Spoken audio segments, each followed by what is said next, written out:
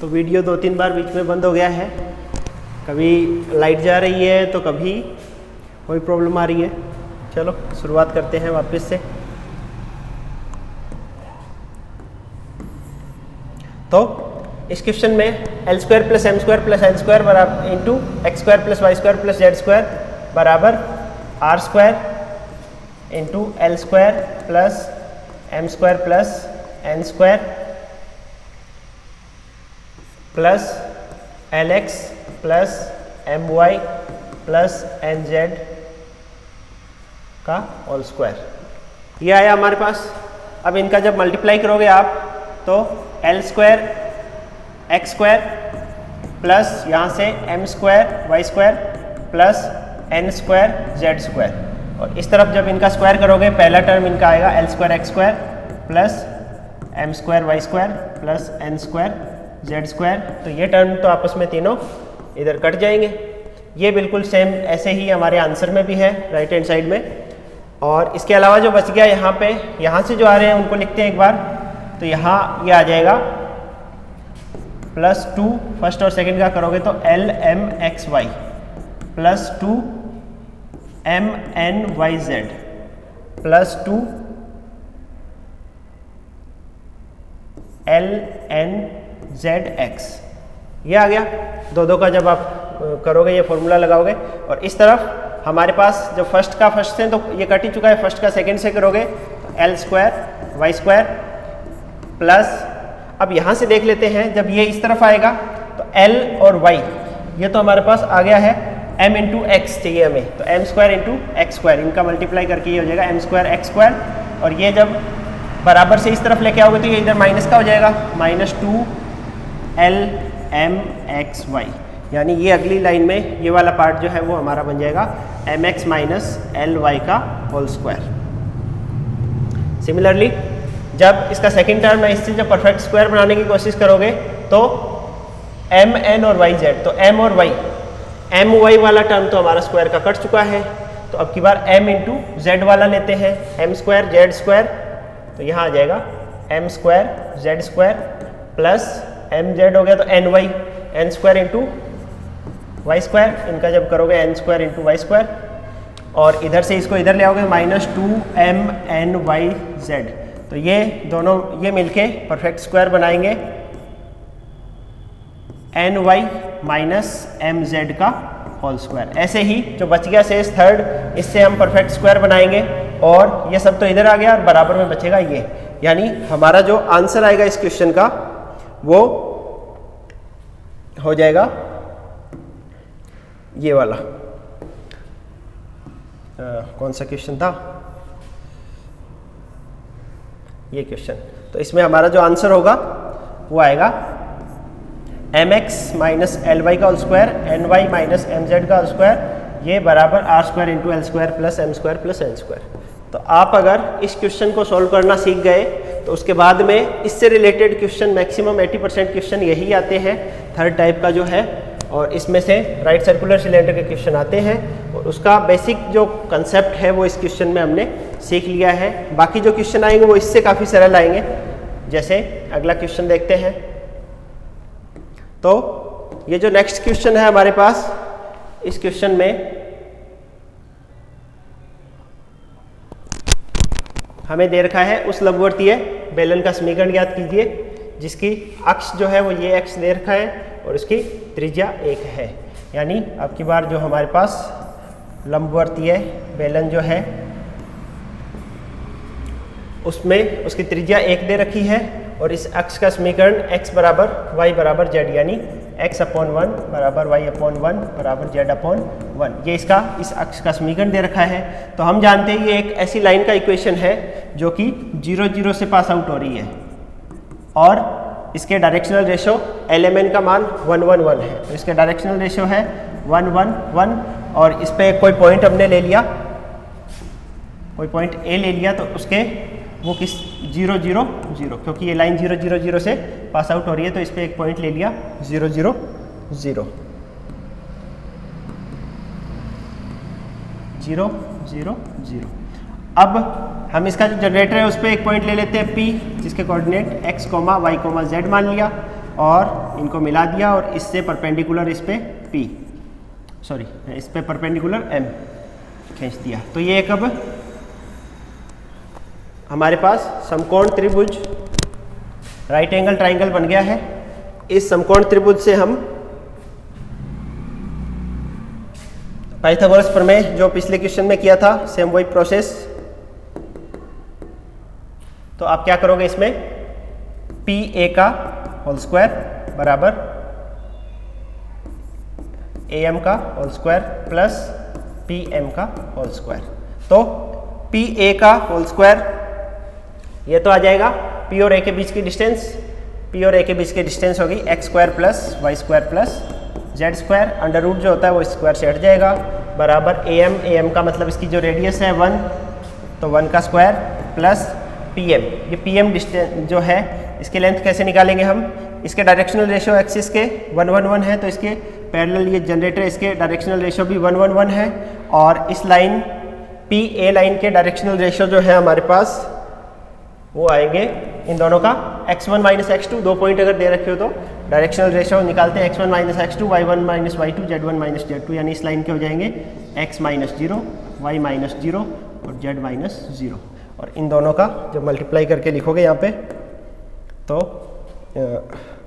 ये आएगा हमारे पास l इंटू एल की वैल्यू 1 है, तो 1 into x minus 0 plus 1 into y minus 0 plus 1 into z minus 0 upon under root l square m square n square, l m n की value 1 1 1 है, एक का स्क्वायर एक का स्क्वायर एक का स्क्वायर और पूरे का होल स्क्वायर। जब इसको सॉल्व करेंगे हम तो ये हो जाएगा, ये अंडर रूट 3 है, इसका स्क्वायर करोगे तो ये 3 बन जाएगा और फिर इस 3 का इधर मल्टीप्लाई कर दोगे तो डायरेक्ट मैं इसको 3 into x square plus Y square plus Z square बराबर 3 प्लस यहाँ पे x plus y plus z का ये ऊपर होल स्क्वायर, और इसको इधर ले आओगे तो ये हमारा फर्स्ट आंसर इसका सही हो जाएगा।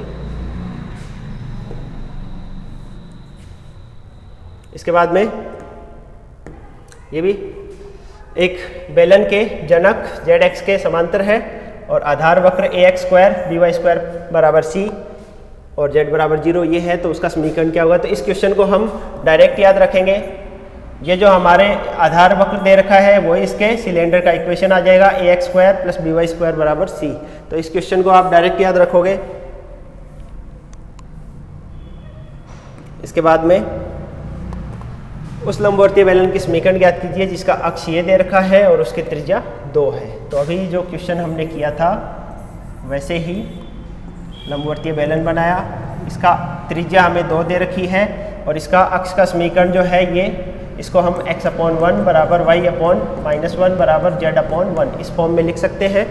और तो एलिमेंट की वैल्यू हमें मिल गई, इसके जो ये जो हमारा अक्ष है ये इसके डायरेक्शनल रेशियो हमें मिल गए 1 1 और माइनस 1।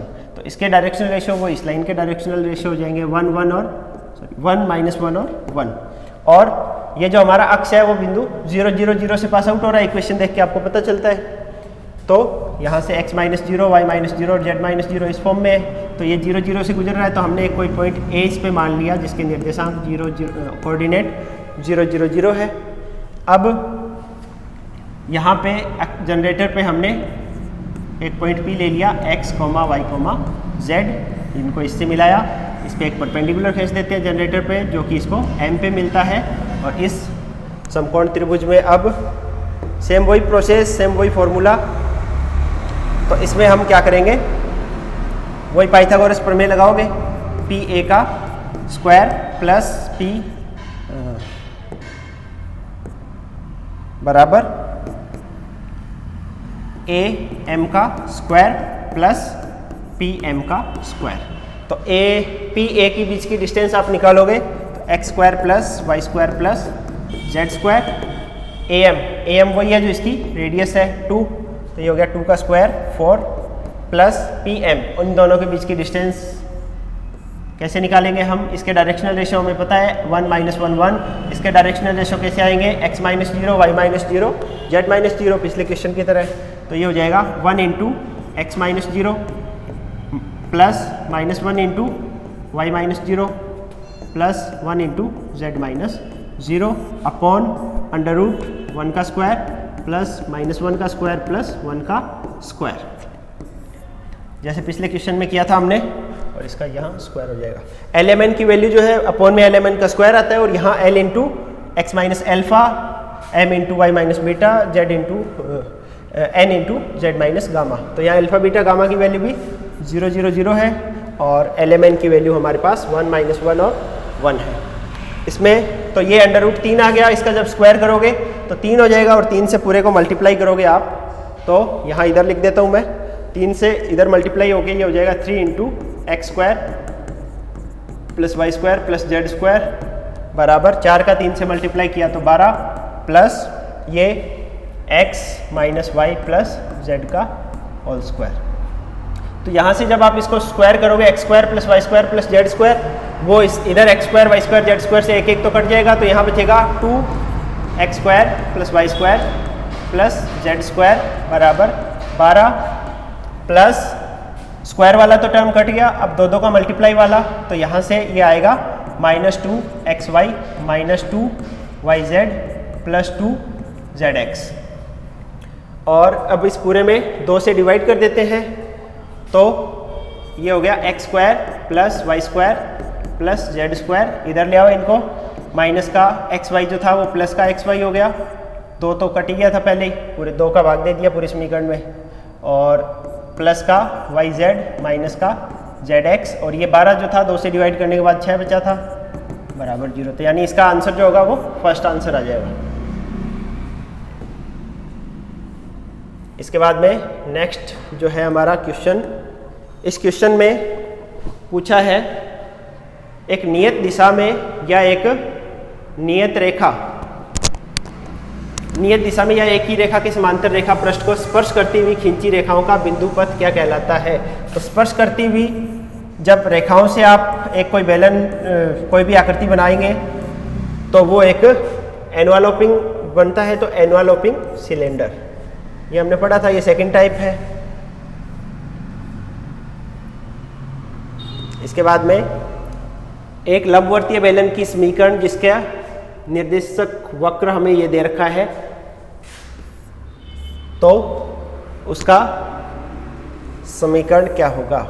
निर्देशक वक्र ये दे रखा है, लंबवर्तीय अगर बेलन है हमें पता है, तो इसका निर्देशक वक्र या गाइडिंग कर्व जो होता है वो एक सर्किल होता है। तो आपको यहाँ पे एक स्फेयर यानी गोला और एक समतल प्लेन, स्फेयर और प्लेन का इंटरसेक्शन पॉइंट जो होता है, इंटरसेक्शन जब करते हो तो एक हमें सर्किल मिलता है, उस सर्किल इसका ये गाइडिंग कर्व होगा, इस हमारे जो सिलेंडर है इसका। तो पहले हम सर्किल के बारे में जानकारी लेते हैं कि एक ये स्फेयर दे रखा है हमें, और इस स्फेयर को ये प्लेन कट कर रहा है, ये प्लेन, इसको प्लेन की इक्वेशन है हमारे पास x minus y plus z बराबर 3, और इस स्फेयर का equation x square plus Y square plus Z square बराबर 9, यानी इस स्फेयर का डायरेक्ट सीधा दिखाई दे रहा है कि इसका जो सर्किल सेंटर है वो 0 0 0 है, और इसकी जो रेडियस है वो कितनी हो जाएगी 3।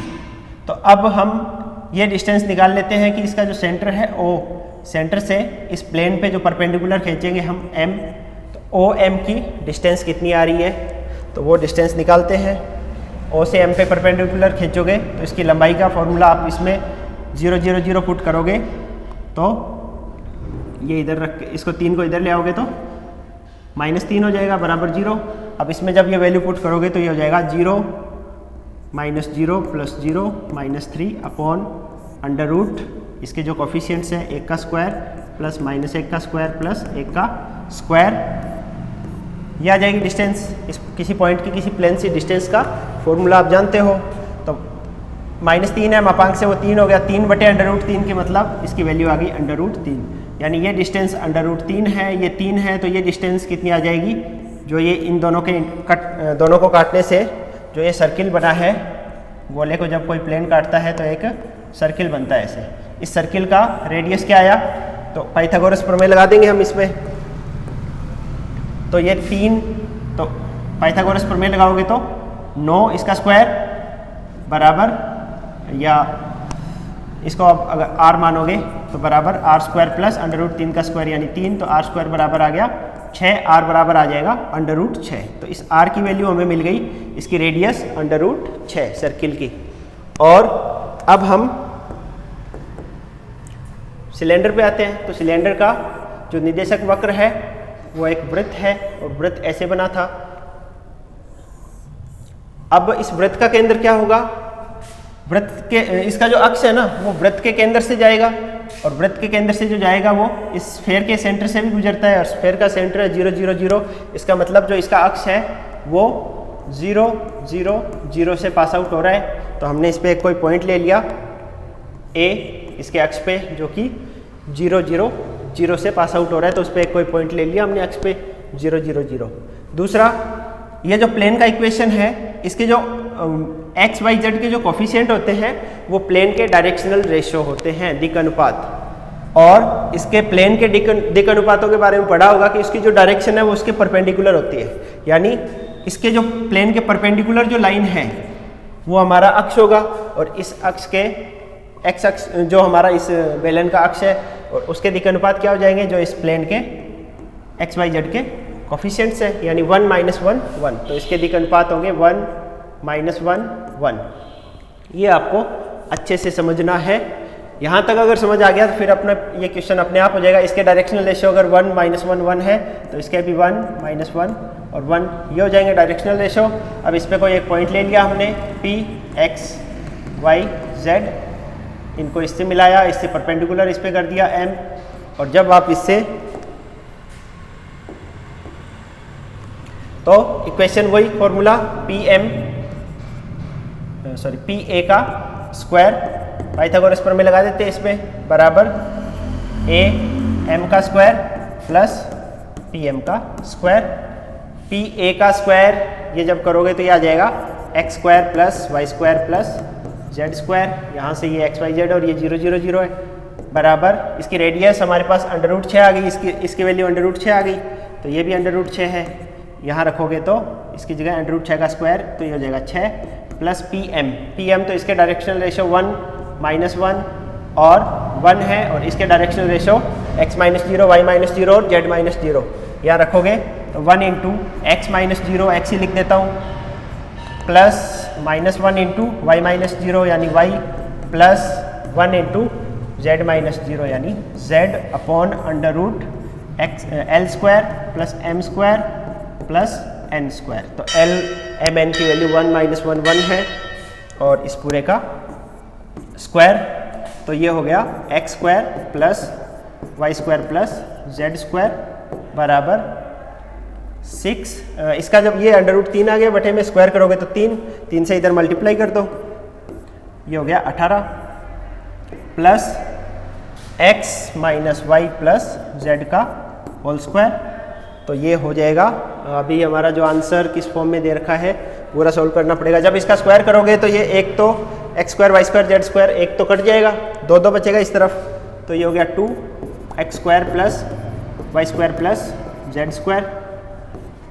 फिर यहाँ से 18 प्लस यहाँ से ये आ जाएगा -2xy -2yz और +2zx। तो 2 से इसको पूरे को डिवाइड कर दो और फिर सबको इधर ले आओगे तो इसका जो फाइनल आंसर हमारे पास आएगा वो आएगा x² plus y² plus z² plus ये इधर आके xy प्लस yz प्लस ये माइनस हो जाएगा zx, और ये 18 इसमें 2 का भाग दिया तो 9 - 9 बराबर 0। तो इसमें हमारा जो आंसर है वो फर्स्ट वाला आंसर आ जाएगा। उम्मीद करता हूँ आपको समझ में आ रहा है। इसके बाद में ये थोड़ा सा बड़ा क्वेश्चन था। इसके बाद अगला क्वेश्चन है, लंबवर्तीय बेलन की अक्ष हमें ये दे रखी है और उसकी त्रिज्या 4 है, तो उसका समीकरण अभी जो किया था बिल्कुल वैसे ही चलेगा ये। तो इसकी लंबवर्तीय बेलन बना लिया। इसकी जो ये अक्ष है इसकी त्रिज्या तो हमें दी है 4, और इसकी जो अक्ष है इसका समीकरण ये वाली अक्ष, इसका समीकरण हमें दे रखा है x बराबर 2y बराबर -z। तो इसको हम लिख सकते हैं x/1 बराबर y/1/2 बराबर z/-1, और क्योंकि डायरेक्शनल रेशियो है उसको हम फ्रैक्शनल पार्ट वैसे नहीं रखते, बटे में नहीं रखते, तो इसको पूरे को 2 से मल्टीप्लाई कर देते हैं, तो ये हो जाता है x/2 बराबर y/1 बराबर z/-2। ये इसकी अक्ष का समीकरण आ गया है। और अब हम ये अक्ष का समीकरण है, तो ये 0 0 0 से पास आउट हो रहा है और इसके डायरेक्शनल रेशियो हमें मिल गए 2 1 -1, तो इसीलिए इस पे हमने एक पॉइंट ले लिया कोई a जो 0 0 0 है, और डायरेक्शनल रेशियो हमें पता है 1 2 2 1 -2 है, तो इसके डायरेक्शनल रेशियो 2 1 -2, और ये पॉइंट हो गया हमारा P x y z और ये M। तो अब वापस वही डायरेक्ट इसको करें, तो डायरेक्ट लिख देता हूँ मैं, पाइथागोरस प्रमेय लगाओगे तो यहाँ तो आ जाएगा x² + y² + z² बराबर r² यानी 4 का स्क्वायर प्लस pm का स्क्वायर। तो pm का स्क्वायर वही l into x minus x 0 plus m की वैल्यू 1 है इंटू y-0 प्लस n की वैल्यू -2 है इंटू z-0 यानी z अपॉन अंडर रूट 2 का स्क्वायर, l का स्क्वायर, m का स्क्वायर और n का स्क्वायर और पूरे का होल स्क्वायर। lmn की वैल्यू हमारे पास ये है। तो इसको जब सॉल्व करोगे आगे, ये हो गया 3 अंडर रूट 9 का मतलब 3, और इसका जब स्क्वायर करोगे तो ये हो जाएगा 9 से पूरे को मल्टीप्लाई कर देंगे तो 9 इंटू x² + y² + z² बराबर ये हो गया 16 प्लस यहाँ से 2x + y-2z का होल स्क्वायर, ये आ गया। और हमारा जो आंसर है वो पूरा सॉल्व किया गया है, इसको तो पूरा सरल करेंगे। इसके बाद ये हो गया 9x² + 9y² + 9z² बराबर 16 इंटू 9 भी होगा, ये 16 था, ये जो 3 का स्क्वायर 9 था, इसका इससे भी मल्टीप्लाई होगा, तो 16 इंटू 9, तो ये हो गया 144 प्लस इसका स्क्वायर करोगे, पहले का स्क्वायर 4x² प्लस सेकंड का y² प्लस 4z², फिर इन दोनों का मल्टीप्लाई करोगे तो 4xy, इन दोनों का मल्टीप्लाई किया, माइनस का 4yz और माइनस का फर्स्ट और थर्ड का करोगे तो माइनस का 8zx, और इन सब को इधर ले आओ तो 4x² इधर आके यहाँ बचेगा 5x², y² इधर आएगा तो प्लस का 8y² और 4z² इधर आएगा तो प्लस 5z²। इससे आप डायरेक्ट सिर्फ 3 से ही आप आंसर का आइडिया लगा सकते हो कौन सा आंसर होगा, ये वाला आंसर हो जाएगा इसमें। और इसके अलावा बाकी और आगे सॉल्व करोगे आप, बता ही देता हूँ उसके बाद में। तो 4xy इधर आएगा तो माइनस का 4xy, ये माइनस का 4xy प्लस 4yz और प्लस का 8zx बराबर 144। तो ये आंसर पूरा अपना सही आ गया। इसके बाद अगला क्वेश्चन है, यदि किसी बेलन की जनक रेखाएं ये है के समांतर है तथा निर्देशक वक्र ये हो तो बेलन की समीकरण क्या होगी। यदि किसी बेलन की जनक रेखाएं ये है, इसके समांतर है तथा निर्देशक वक्र ये है तो उस बेलन की समीकरण। ये बेलन वाला जो ये सिलेंडर वाला जो पड़ा फर्स्ट टाइप का क्वेश्चन है, तो फर्स्ट टाइप वाले में आपको बताया था मैंने क्या करना होगा। इसका इक्वेशन हमें गाइडिंग कर्व का दे रखा है x² + 2y² = 1 एंड z = 0, और इसके जो अक्ष है उसका समीकरण दे दिया हमें x/1 y/, तो इसके डायरेक्शनल रेशियो बन गए 1 -2 और 3। इसके पैरेलल लाइन ये इसका जनरेटर, जिस पे हम एक कोई पॉइंट मान लेते हैं अल्फा बीटा गामा। तो इस जनरेटर का इक्वेशन क्या हो जाएगा, यहाँ कर देते हैं। तो जनरेटर हो जाएगा x minus alpha by directional ratio वही होंगे जो इसके हैं 1, y minus beta upon -2, z minus gamma upon 3। ये इस जनरेटर का इज इक्वल टू r, ये इस जनरेटर का इक्वेशन हो गया। अब जनरेटर पे एक कोई पॉइंट ले लेते हैं, तो इससे पॉइंट निकालोगे तो x कोऑर्डिनेट इसका आएगा alpha plus r beta plus -2r gamma plus 3r।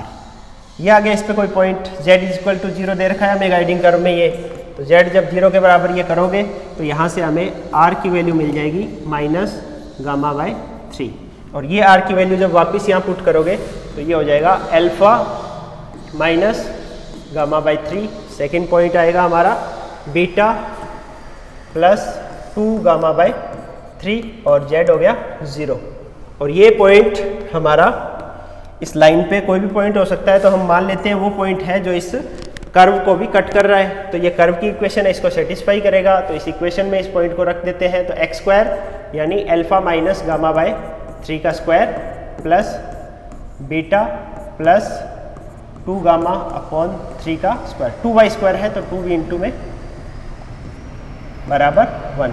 और अब इस जिसको सोल्व करोगे तो यहाँ से आ जाएगा हमारे पास 3 एलसीएम ले लो यहाँ, तो 3 अल्फा माइनस गामा का होल स्क्वायर अपॉन 9 से पूरे को मल्टीप्लाई कर देंगे, फिर 2 इंटू 3 बीटा प्लस 2 गामा का होल स्क्वायर बराबर 9 से मल्टीप्लाई कर दिया।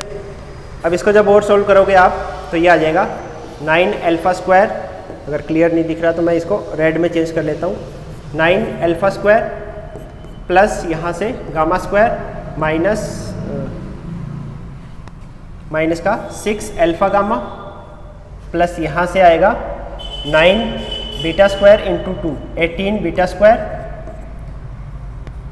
यहाँ से इसका जब करोगे तो 4 गामा स्क्वायर और इससे मल्टीप्लाई हो जाएगा 2 से, तो 8 सॉरी ये 9 18 था, ठीक है, ये 4 gamma square into 2 8 gamma square plus दोनों का मल्टीप्लाई जब करोगे तो 6 इंटू 2 12 बीटा गामा और बाहर 2 और है तो 24 beta gamma is equal to 9। ये आ गया हमारे पास।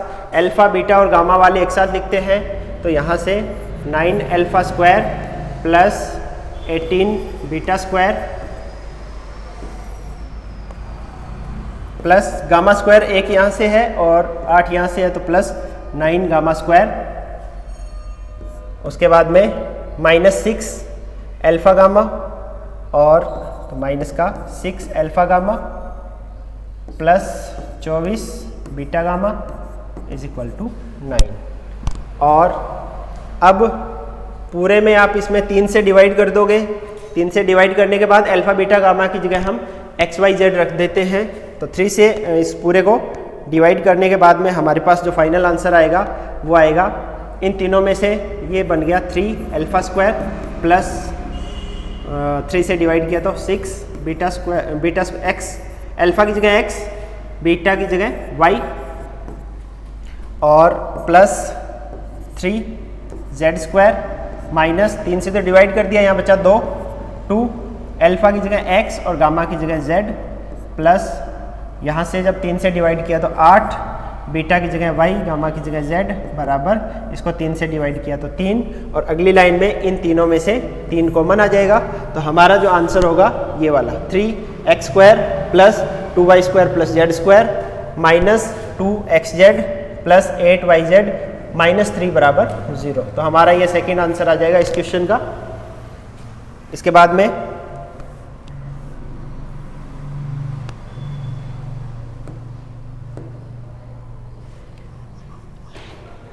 में हमें दे रखा है गोले का समीकरण दे दिया स्फेयर का, और एनवलपी सिलेंडर अपने को याद करना है जिसके जनरेटर ये है, इसके समांतर है। तो ये है सेकंड टाइप एनवलपिंग सिलेंडर वाला। तो गोले का समीकरण दे दिया है और ये जो एनवलपिंग सिलेंडर बनेगा इस सिलेंडर का इक्वेशन हमें याद करना है, और इसके समांतर जो जनरेटर है वो हमें दे रखा है x/2 y/1 और z-3, ये इसकी इक्वेशन है। तो हम जो जनरेटर है इसके पैरेलल है, तो जनरेटर पे कोई पॉइंट हमने मान लिया अल्फा बीटा गामा, तो इस जनरेटर का इक्वेशन, इसी के पैरेलल लाइन का इक्वेशन जो जनरेटर है उसका इक्वेशन हमारे पास आ जाएगा x minus alpha upon 2 y minus beta upon 1 z minus gamma upon -3। ये इसके जनरेटर का इक्वेशन हो गया। अब यहाँ से पॉइंट इसका निकाल लेते हैं, अल्फा बीटा गामा पॉइंट क्या आएगा, तो यहाँ से इससे पॉइंट आ जाएगा हमारे पास X coordinate alpha plus is equal to R ले लेते हैं, उससे क्या होगा alpha plus 2r, Y coordinate आ गया बीटा प्लस r और जेड कोऑर्डिनेट आ गया गामा माइनस 3r। ये कोऑर्डिनेट आ गया। इस जनरेटर पे कोई भी पॉइंट है तो हम मान लेते हैं वो पॉइंट है जो इस स्फेयर पे भी है, इसको कट कर रहा है, तो स्फेयर पे भी है तो इसकी इक्वेशन को सेटिस्फाई करेगा। इसकी इक्वेशन में रख देते हैं, तो x की जगह अल्फा, x की जगह हम रखेंगे अल्फा प्लस 2r का whole square, x square plus Y square, तो y की जगह बीटा प्लस r का square plus Z square, z की जगह गामा माइनस 3r का स्क्वायर बराबर 4। तो ये पॉइंट जो हमने इस जनरेटर पे लिया वो स्फेयर पे भी कट कर रहा है, स्फेयर पे भी है तो स्फेयर की इक्वेशन को सेटिस्फाई करेगा। अब इसमें ये जो सॉल्व करोगे तो ये r में क्वाड्रेटिक बनेगी, द्विघात समीकरण बनेगी r में, तो मैं डायरेक्ट r में द्विघात बनाने के लिए यहाँ से जब स्क्वायर करोगे तो 2r का हो जाएगा 4r स्क्वायर, यहाँ से r स्क्वायर और यहाँ से 9r स्क्वायर, तो 9 1 10 और 4 14, तो 14r स्क्वायर मैं डायरेक्ट लिख रहा हूँ। फिर r का टर्म आएगा इन दोनों के मल्टीप्लाई से 2ab वाला, तो उसमें से हम डायरेक्ट r कॉमन ले लेंगे, तो यहाँ से r के मल्टीप्लाई में आएगा 4 अल्फा r, तो 4 अल्फा प्लस यहाँ से r के मल्टीप्लाई में 2 बीटा आएगा और यहाँ से माइनस 6 गामा r, तो माइनस 6 गामा इंटू r, सब में से मैंने कॉमन ले लिया डायरेक्ट पहले ही। और थर्ड जो है, थर्ड हो जाएगा इसमें कांस्टेंट वाला, तो कांस्टेंट टर्म आएगा यहाँ से अल्फा स्क्वायर, यहाँ से आएगा बीटा स्क्वायर, यहाँ से आएगा गामा स्क्वायर और ये जो 4 है वो इस तरफ आ जाएगा -4 बराबर 0। तो ये r में ये द्विघात समीकरण मिल गई हमें। अब इसका मैंने सेकंड वाले के लिए आपको बताया था, पॉइंट रखने के बाद में आपको क्या करना है, डिस्क्रिमिनेंट बराबर 0 से सॉल्व करेंगे हम। तो इसका डिस्क्रिमिनेंट यानी b² - 4ac बराबर 0 से सॉल्व करेंगे, या b² बराबर 4ac। जब इससे सॉल्व करोगे तो b² का मतलब हो गया 4 alpha plus 2 beta minus 6 gamma square बराबर 4, a की वैल्यू a जो इसके मल्टीप्लाई में है 14, 4 इंटू 14, 4ac, c की value alpha square plus beta square plus gamma square minus 4। तो जब इसको सॉल्व करेंगे हम तो हमारा आंसर डायरेक्ट यही होना चाहिए। तो इसका आंसर यही, इसमें 2 कॉमन ले लेते हैं, इस पूरे में से 2 कॉमन लोगे, स्क्वायर है तो वो बाहर आके 4 हो जाएगा, इस 4 को कट कर देगा, यानी ये हो जाएगा, इसको मैं एक बार नीचे रखूँ, 2 अल्फा बीटा गामा की जगह फिर x y z रख देंगे। तो मैं इसको डायरेक्ट 2 से डिवाइड किया, 2x plus y minus 3z का होल स्क्वायर, इससे 2 कॉमन लिया वो 4 हो गया स्क्वायर से, वो इस 4 को कट कर देगा और यहाँ पे हमारा हो जाएगा 14 into x square plus Y square plus Z square minus 4। तो इसका जो आंसर है वो फर्स्ट वाला आंसर हो जाएगा डायरेक्ट। उम्मीद करता हूँ आपको समझ में आ रहा होगा। इसके बाद नेक्स्ट क्वेश्चन, एक लंबवर्तीय बेलन की समीकरण जिसका निर्देशक वक्र ये दे रखा है और ये होगी, यानी अब की बार भी हमें लंबवर्तीय बेलन है तो इसका गाइडिंग कर्व एक सर्किल होना चाहिए, परंतु इसने सर्किल नहीं देके स्फेयर और एक प्लेन का प्रतिच्छेद बिंदु दिया है। तो ये क्वेश्चन मैं आपके लिए छोड़ रहा हूँ। पहले अभी थोड़ी देर पहले हमने एक क्वेश्चन किया था, सिमिलरली बिल्कुल वैसा ही है। इस स्फेयर को ये एक प्लेन कट कर रहा है, तो इसके कट करने से ये जो आकृति बनेगी ये एक सर्किल बनेगी। तो हमें क्या करना होगा इसके लिए, आपको इसका सेंटर हमें पता है, सेंटर इसका 0 0 0 है, इसका स्फेयर का, इससे इस पे इसकी रेडियस भी पता है, इसका सेंटर हो गया 0 0 0, रेडियस इसकी हो गई 3। इस पे जब करोगे सेम वही क्वेश्चन है मेरे हिसाब से, तो ये 1 मिनट में चेक कर लूँ, जो अभी करवाया था वही क्वेश्चन है शायद ये। 1 मिनट देख लेते हैं, ये सेम ही क्वेश्चन है ना। तो इसका आंसर हमारे पास पहले से ही आपको बता ही रखा है, तो ये हो जाएगा 14वां। तो इसका आंसर आप डायरेक्ट कर सकते हो, इनमें से ये ऑप्शन थे उसके। और जो लास्ट हमारा है 15वां, इसमें हमें क्या करना है, इस क्वेश्चन में लंबवर्तीय बेलन के समीकरण जिसकी त्रिज्या 2 है और जिसका अक्ष बिंदु 1 2 3 इससे गुजरता है, एक्स अक्ष के समांतर है। तो अब हमें एक्स, वैसे तो आप पूरा सोल्व करना चाहो तो हमें लंबवर्तीय शंकु दिया है और इस अक्ष का समीकरण, इसका अक्ष जो है वो पॉइंट 1 2 3 इससे गुजरता है। त्रिज्या आपको दे रखी है 2 और इसके एक्स अक्ष के समांतर है, इसका मतलब एक्स अक्ष के जो डायरेक्शनल रेशो होते हैं 1 0 0, तो इसके डायरेक्शनल रेशो 1 0 0 होंगे। तो इस क्वेश्चन को एक तो डायरेक्ट कर सकते हो, वैसे उस तरीके से हमने जो तरीका पढ़ा उससे पूरा सॉल्व करके कर सकते हो, या दूसरा तरीका हमारे पास है कि आप इसमें देखो एक्स एक्स के समांतर है, पहले भी एक सवाल देखा था जेड एक्स के समांतर, वहाँ पे हमने ये देखा कि जेड बराबर 0 होना चाहिए। वैसे ही एक्स एक्स के समांतर है तो एक्स बराबर 0 होना चाहिए, यानी एक्स का कोई भी टर्म हमारी इक्वेशन में नहीं होना चाहिए।